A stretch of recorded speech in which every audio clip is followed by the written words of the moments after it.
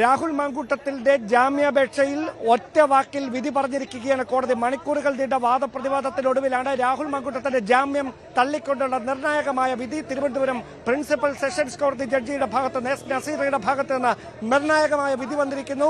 കോൺഗ്രസ് കേന്ദ്രങ്ങളിൽ വലിയ തരത്തിൽ അനിശ്ചിതത്വങ്ങൾക്ക് വഴിവെക്കുന്ന രാഹുലിനെ സംരക്ഷിച്ച് നിർത്താൻ ശ്രമം നടത്തിയ നേതാക്കന്മാർക്ക് മുഴുവനുള്ള ഒരു തിരിച്ചടിയായി കൂടി മാറുകയാണ് ഈ വിധി. അതായത് പ്രഥമ ദൃഷ്ടിയ കോടതിക്ക് ബോധ്യപ്പെട്ടിരിക്കുന്നു രാഹുൽ മാങ്കൂട്ടത്തിനെതിരെ ഉയർന്നു വന്ന പരാതികളുടെ ആരോപണങ്ങളിൽ അടിസ്ഥാനമുണ്ട് എന്ന് സമർപ്പിക്കപ്പെട്ട തെളിവുകളുടെ അടിസ്ഥാനത്തിൽ തിരുവനന്തപുരം പ്രിൻസിപ്പൽ സെഷൻസ് കോടതിക്ക് ബോധ്യപ്പെട്ടിരിക്കുന്ന സാഹചര്യത്തിലാണ് മുൻകൂർ ജാമ്യം തള്ളിക്കൊണ്ട് ഒരു MLA എന്ന ഒരു പ്രിവിലേജും നൽകേണ്ടതില്ല എന്നൊരു വിലയിരുത്തലിലേക്ക് തീരുമാനത്തിലേക്ക് പ്രിൻസിപ്പൽ സെഷൻസ് കോടതി എത്തിയിരിക്കുന്നത്. അങ്ങനെയെങ്കിൽ അടുത്ത മണിക്കൂറിൽ രാഹുൽ മാങ്കൂട്ടത്തിനെ അടിയന്തരമായി പിടികൂടുന്നതിന് വേണ്ടിയിട്ടൊരു നീക്കം അന്വേഷണ സംഘത്തിന്റെ ഭാഗത്തുനിന്ന് ഉണ്ടാകുമെന്ന് തന്നെയാണ് സൂചന. ഒരുപക്ഷെ ബാംഗ്ലൂരിനും വയനാടിനും ഇടയിലുള്ള ചില മേഖലകൾ കേന്ദ്രീകരിച്ചുകൊണ്ട് ഇപ്പോഴും പരിശോധന തുടരുകയായിരുന്നു പ്രത്യേക അന്വേഷണ സംഘം.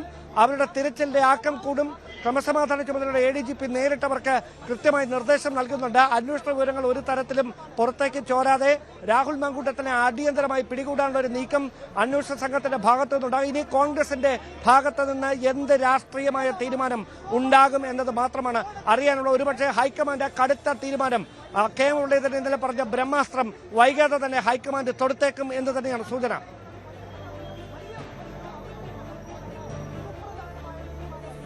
തീർച്ചയായും ഡാൻഗുരി സൂചിപ്പിച്ചതുപോലെ ഒറ്റ വാക്കിലാണ് കോടതി വിധി പറഞ്ഞിരിക്കുന്നത്. രാഹുൽ മാങ്കൂട്ടത്തിന് ജാമ്യമില്ല. മുൻകൂർ ജാമ്യാപേക്ഷ തള്ളിക്കൊണ്ടാണ് തിരുവനന്തപുരം പ്രിൻസിപ്പൽ സെഷൻസ് കോടതിയുടെ ഉത്തരവ് വന്നിരിക്കുന്നത്. BV അരുൺ കൂടി ചേരുന്നു.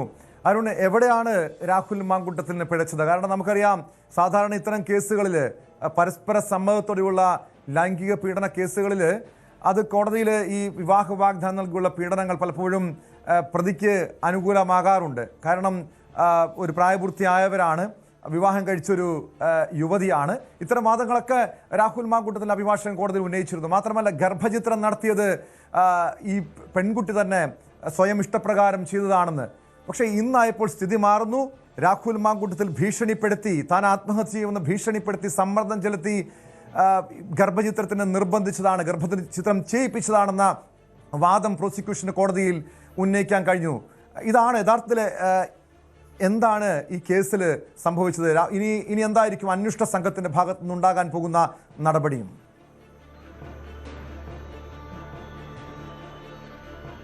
ബെയിൽ ഡിനേഡ് എന്ന രണ്ട് വാക്കുകൾ വളരെ പ്രധാനപ്പെട്ടതാണ് ഈ കേസിൽ. കാരണം ഇതൊരു അസാധാരണമായ ഒരു കേസാണ്. സംസ്ഥാനത്തെ ഇതുപോലൊരു രാഷ്ട്രീയ നേതാവ്, ഇത്രയധികം സ്വാധീനമുള്ള, ഇത്രയധികം ശക്തിയുള്ള ഒരു നേതാവ് ഇത്തരത്തിൽ പെൺകുട്ടികളെ നിരന്തരം പീഡിപ്പിക്കുന്നുവെന്ന പരാതി വരുന്നു. ഏറ്റവും വലിയ വാർത്ത കൂടി പുറത്തു വരുന്നു. രാഹുൽ ഈ മാങ്കൂട്ടത്തെ കോൺഗ്രസിൽ നിന്ന് പുറത്താക്കിയുള്ള തീരുമാനം ഡാൻ കുര്യൻ റിപ്പോർട്ട് ചെയ്യും. KPCCയുടെ നിർണായകമായ തീരുമാനം ഹൈക്കമാൻഡിന് KPCC അധ്യക്ഷൻ സണ്ണി ജോസഫ് നൽകിയ നിർദ്ദേശം കണക്കിലെടുത്തുകൊണ്ട് കൃത്യമായി ഹൈക്കമാൻഡ് അക്കാര്യത്തിൽ ഒരു തീരുമാനമെടുക്കുകയായിരുന്നു. അങ്ങനെയാണ് ഇപ്പോൾ ഏറ്റവും സുപ്രധാനമായ തീരുമാനം KPCC അധ്യക്ഷൻ സണ്ണി ജോസഫ് വാർത്താക്കുറിപ്പിലൂടെ മാധ്യമങ്ങളെ അറിയിച്ചിരിക്കുകയാണ്. അതിൽ ഇങ്ങനെയാണ് പരാമർശിക്കുന്നത്: രാഹുൽ മാങ്കൂട്ടത്തിനെ കോൺഗ്രസിന്റെ പ്രാഥമിക അംഗത്വത്തിൽ നിന്ന് പുറത്താക്കിയിരിക്കുന്നു. നിലവിൽ സസ്പെൻഷനിലുള്ള രാഹുൽ മാങ്കൂട്ടത്തിനെതിരെ ഉയർന്ന പരാതികളുടെയും രജിസ്റ്റർ ചെയ്ത കേസുകളുടെയും അടിസ്ഥാനത്തിൽ കോൺഗ്രസിന്റെ പ്രാഥമിക അംഗത്വത്തിൽ നിന്നും പുറത്താക്കിയതായി KPCC president Sunny Joseph MLA അറിയിച്ചു എന്ന വാർത്താക്കുറിപ്പാണ് KPCC ആസ്ഥാനമായ ഇന്ദിരാഭവനിൽ നിന്ന് പുറത്തു വന്നിരിക്കുന്നത്. അതായത് ഹൈക്കമാൻഡ് കൈവിട്ടതോടെ തന്നെ രാഹുലിന്റെ രാഷ്ട്രീയ ഭാവി കോൺഗ്രസിൽ എന്താകുമെന്ന കാര്യം ഇന്നലെ തന്നെ വ്യക്തമായിരുന്നു. അതിനുള്ള കൃത്യമായൊരു മറുപടിയാണ് KPCC അധ്യക്ഷന്റെ ഭാഗത്തുനിന്ന്. ജാമ്യം ഇല്ല എന്ന വിവരം കോടതിയിൽ നിന്ന് പുറത്തു വന്നതിന് തൊട്ട് പിന്നാലെ, അതായത് ഇത് തയ്യാറാക്കി, അതുതന്നെയാണ് ഏറ്റവും പ്രധാനപ്പെട്ട കാര്യം. കോൺഗ്രസ് നേതൃത്വത്തിന് വ്യക്തമായിരുന്നു രാഹുൽ മാങ്കൂട്ടത്തിന്റെ വിധി എന്താകുമെന്ന്. അങ്ങനെയാണ് വിധിയെങ്കിൽ അത് തയ്യാറെടുത്തിരുന്നു കോൺഗ്രസ് നേതൃത്വം പൂർണ്ണമായും. ഇന്നലെ ഹൈക്കമാൻഡ് കോൺഗ്രസിന്റെ കേരളത്തിലെ പ്രധാന നേതാക്കളുമായി ചർച്ച നടത്തിയിരുന്നു. നേതാക്കൾ അവരുടെ അഭിപ്രായങ്ങൾ ഹൈക്കമാൻഡിനെ അറിയിച്ചിരുന്നു. കോടതി വിധിയും എതിരാകുമെന്ന കൃത്യമായ സൂചനകൾ കോൺഗ്രസ് നേതൃത്വത്തിൽ ഉണ്ടായിരുന്നിരിക്കണം. ഇന്നത്തെ വാദങ്ങളും ഒക്കെ പരിശോധിക്കുമ്പോൾ സ്വാഭാവികം. അതുകൊണ്ട് തന്നെയല്ലേ ഇത്തരത്തിൽ തയ്യാറാക്കി വച്ചിരുന്ന ഒരു വാർത്താക്കുറിപ്പ് ഈ ജാമ്യം നിഷേധിച്ച മിനിറ്റുകൾക്കുള്ളിൽ പുറത്തിറക്കാൻ കോൺഗ്രസ് പ്രേരിപ്പിച്ചത്?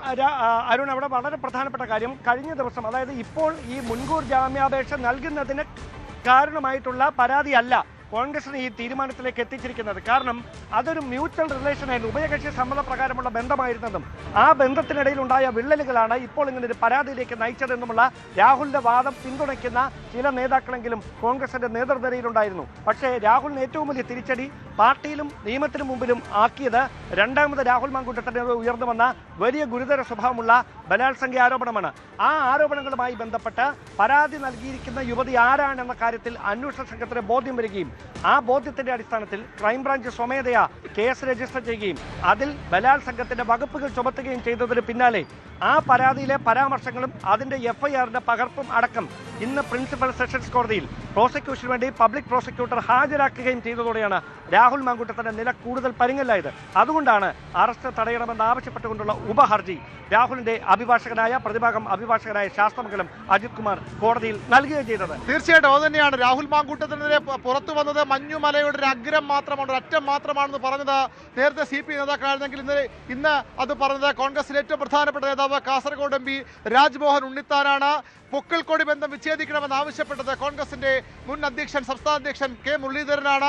കോൺഗ്രസിന് അറിയാമായിരുന്നു, നേതാക്കൾക്ക് അറിയാമായിരുന്നു രാഹുൽ മാങ്കൂട്ടത്തിൽ എത്രത്തോളം വിപത്താണ് പാർട്ടിക്ക് ഉണ്ടാക്കുന്നത്, എത്രത്തോളം ഗുരുതരമായ ആരോപണങ്ങളാണ് രാഹുൽ മാങ്കൂട്ടത്തിനെതിരെ ഉള്ളത് എന്ന് മറ്റാരെക്കാളും നന്നായി കോൺഗ്രസ് നേതൃത്വത്തിൽ അറിയാമായിരുന്നു. അതുകൊണ്ട് തന്നെയാണ് ഇത്തരം നടപടിയിലേക്ക് പോയത്.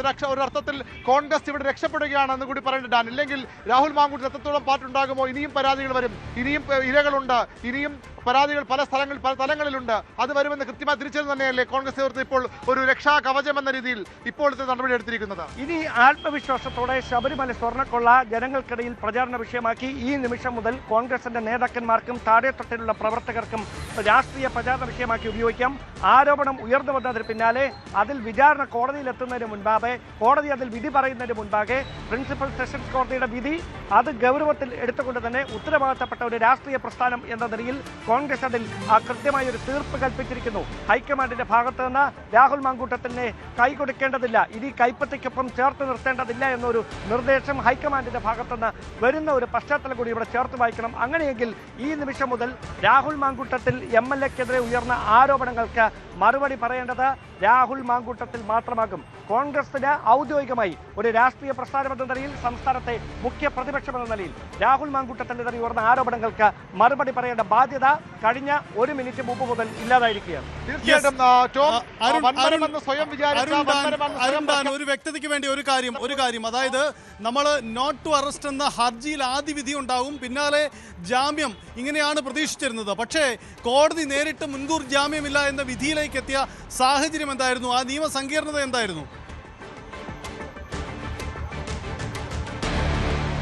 അതിലേക്ക് വിശദാംശങ്ങൾ പോകേണ്ടിയിരിക്കുന്നു. ഏതായാലും എന്തുകൊണ്ടാണ് പെട്ടെന്ന് ഈ വിധിയിലേക്ക് പോയത് നമുക്ക് ഇങ്ങനെ ഊഹിക്കാം, അതിങ്ങനെ അനുമാനിക്കാം. അതായത് പ്രതിഭാഗം രാഹുലിന്റെ അഭിഭാഷകൻ കരുതിയത് ഈ കേസിൽ വിധി പറയുന്നത് 8-ാം തീയതിയിലേക്ക് മാറ്റും. ഇന്ന്